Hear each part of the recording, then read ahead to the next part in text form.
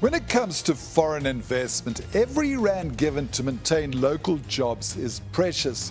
So can you imagine the dread of having to tell foreign bosses that their South African investment is under a few feet of water?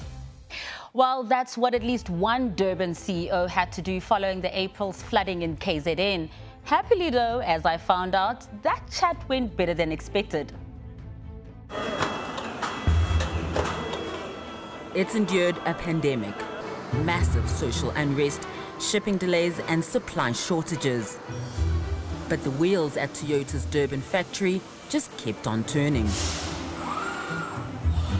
Across these 87 hectares, the size of 210 soccer fields, some of South Africa's favorite cars are manufactured, then sold here and in 74 different countries around the world. 8,000 direct jobs and thousands more across the whole value chain.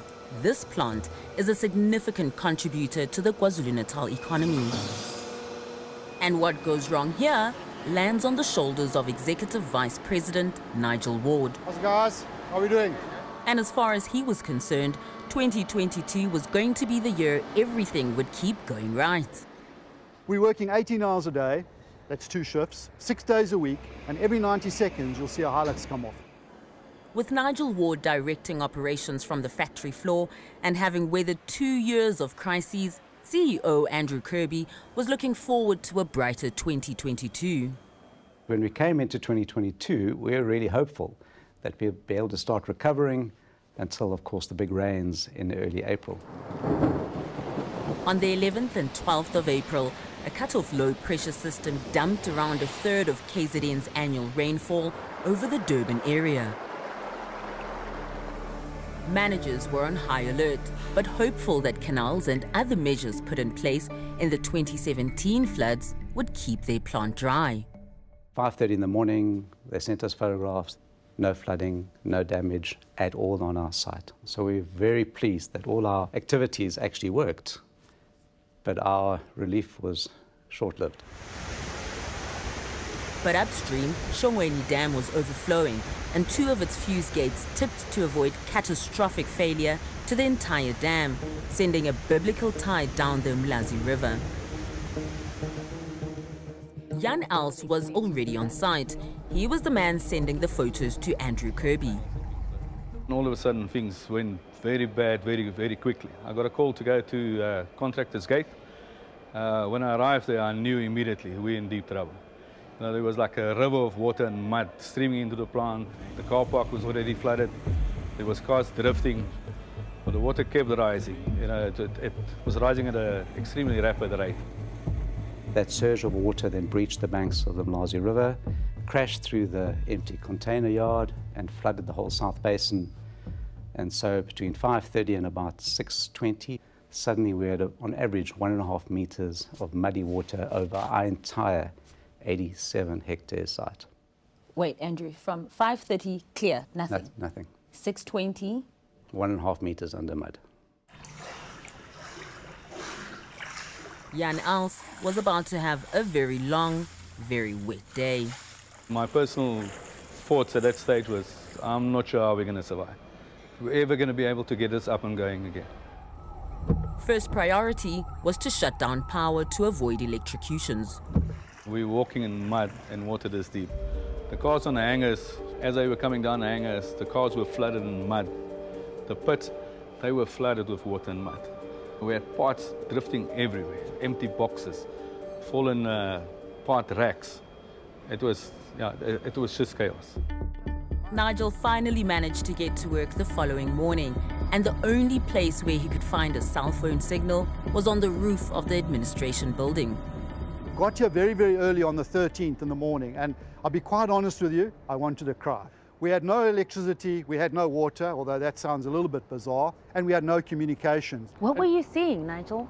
Just mud, and it was almost an eerie feeling, and you know, everywhere was quiet. The N2 highway was closed, it had containers littered all over it. And at that stage, I still couldn't really determine the damage on our site. And yeah, I just thought, whew, we got a job ahead of us.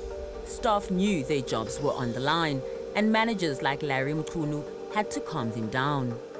People were phoning us and asking, what's happening, what can we do, what are we going to do. So just to try and calm those nerves was one of our challenges.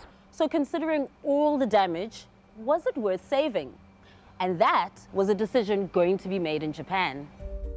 Andrew sent Akio Toyoda, the president of the global company, the bad news via video message. Nobody ever asked me, why did it happen, or could it have been prevented? All they said was, how can we help? Now, I know you may not wish to reveal the exact figures here, but I'm guessing, I mean, it must be in the billions. We're very fortunate. TMC was able to give us a eye-watering level of support from a cash flow point of view. It's in the tens of billions.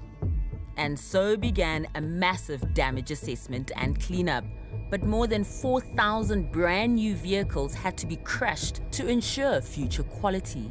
The loss of those vehicles was actually relatively small because we ended up losing 4,000 built-up vehicles.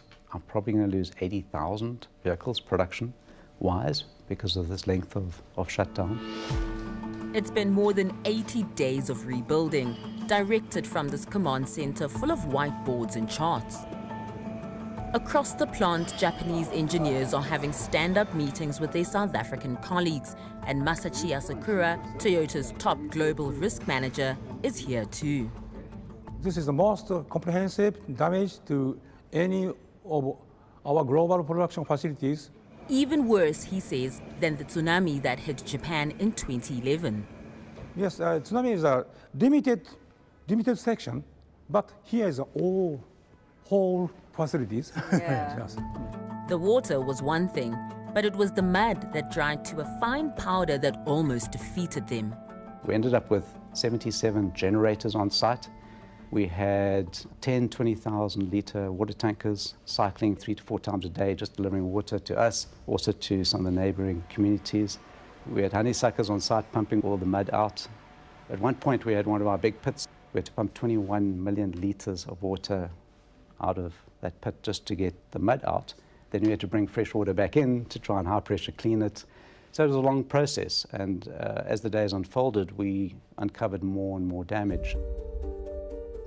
And with their high-tech robots covered in mud and 120,000 parts on order that could take around 6 months to arrive, they had to make a plan.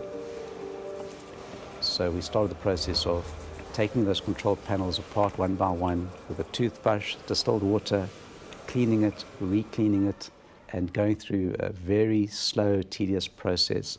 So like a literal toothbrush? Literally a toothbrush. There is an energy and focus on this factory floor, and everyone is doing what they can, hoping to restart production at the end of July. Everybody was so motivated, even the union. I mean, I had shop stewards coming to me to say, what can we do, where can we help?